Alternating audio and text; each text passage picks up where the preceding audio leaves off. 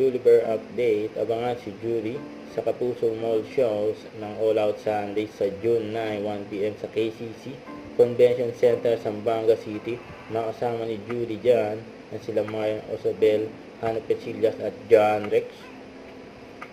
Sa post ng Tsaka Puso, Rene Gage, isa sa mga kakanta ng team song for GMA Station ID 2024, walang iba kundi sa Asian Limitless star Julie Anson Jose. Ito yung interview kala hearing a lot of good things about it.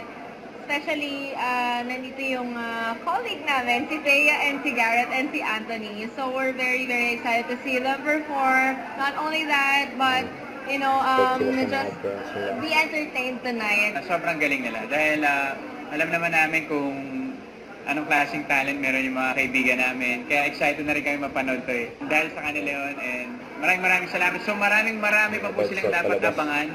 Ma-action, madrama, and marami pang intensities na paparating. So abangan rin. Kasi galing ni Julie dyan.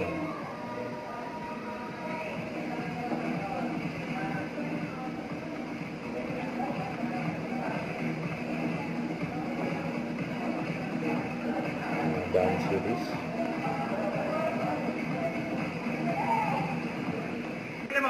Kasi naman banding nila Julie, Raver, at saka si Joaquin. Ito si Roger.